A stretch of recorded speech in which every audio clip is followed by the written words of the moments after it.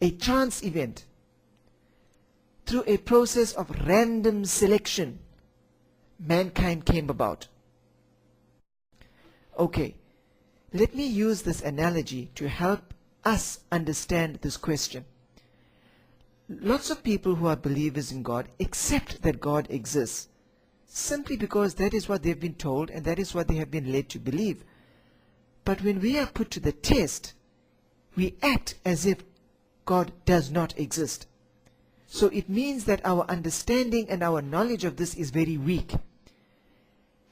And this is important because Satan cannot hope to convince us that God doesn't exist, but what he can hope to do is to create just that little amount of doubt in our mind, so that when a situation arises, when we are going to do something which we know we should not do, because we know God is watching us, because we know we are going to be held accountable for what we're doing, that little doubt in the back of the mind starts to surface. And then we say, maybe God doesn't exist. Maybe I won't be accountable. And it is during that few seconds when we are most vulnerable that that doubt will have such a big effect. And that is what Satan tries to do, to create that doubt in our mind.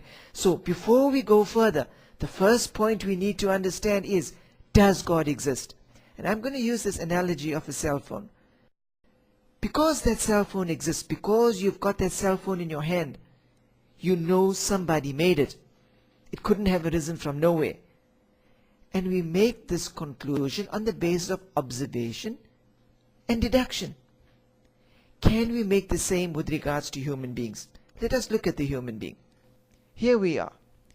Skeleton covered by muscle and a whole lot of organs inside. What do we know about the human being?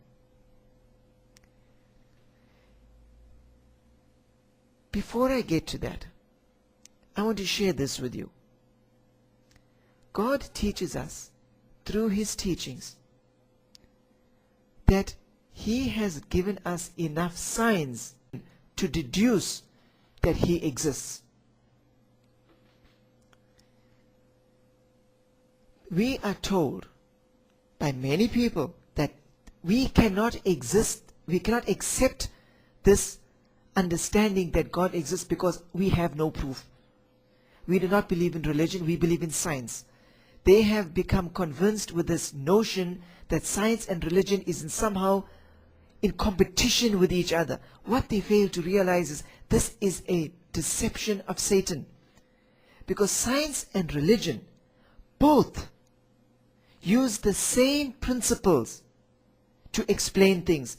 It's the principle of observation and deduction. Science helps us to understand this in terms of the physical world, and religion helps us to understand this in terms of the spiritual world. And this is important because we as human beings are made up of two parts, the physical and the spiritual, which is the soul. The physical is explained in terms of observation and deduction. Let me give you an example. Gravity. The force of gravity. Do we know gravity exists? You can't see it, you can't feel it, you can't touch it, you can't smell it.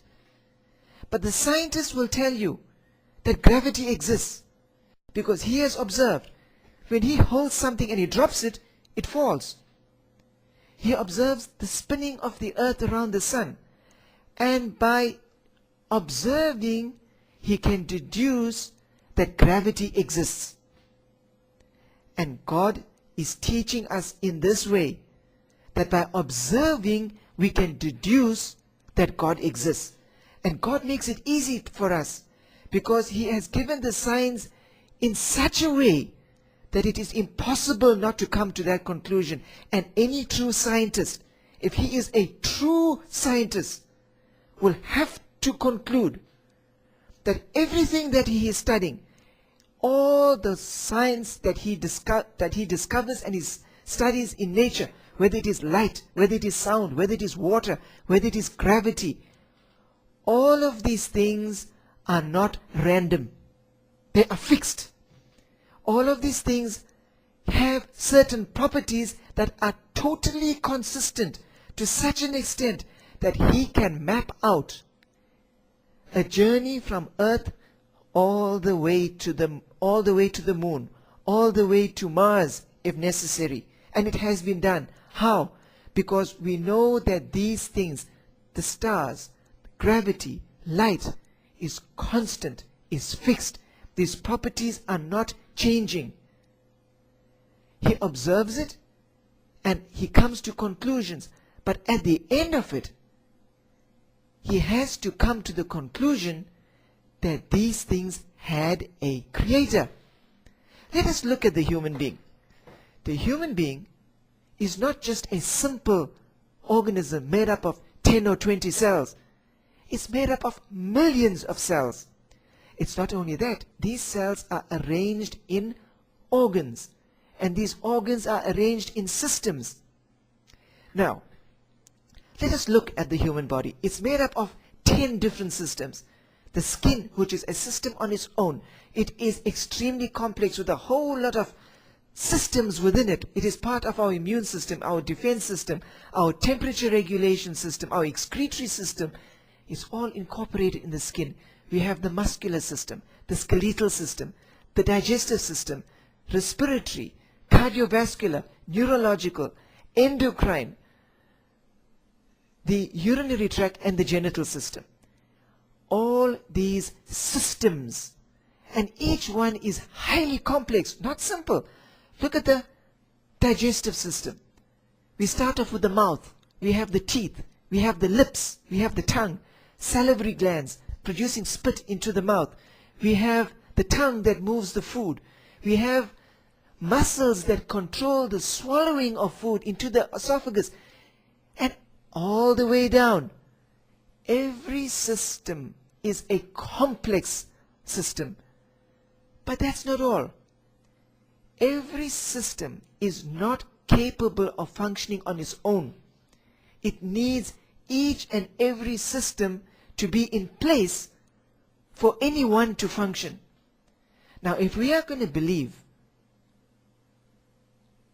those who tell us that we have been the product of evolution, where we started off as a single cell and we migrated and we developed into this multicellular organism, what we are saying is that by a process of chance, by random selection, we had not just one system developing, but 10 systems developing.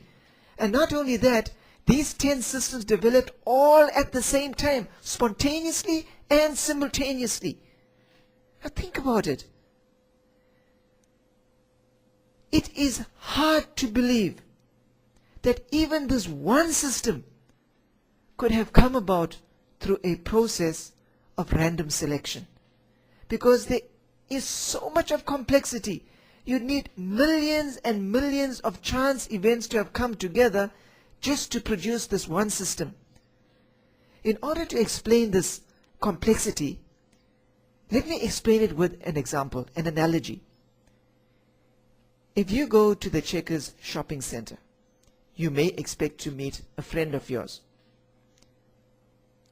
But what are the chances that when you go to Checkers, you meet not just one friend, but every single friend that you have and every single relative that you have over there at the same time?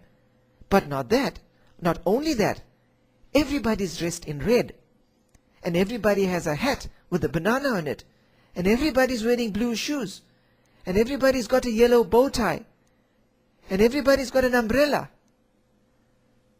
and every umbrella has one spoke missing, and everybody's got a dog on a leash, and everybody's got a German Shepherd.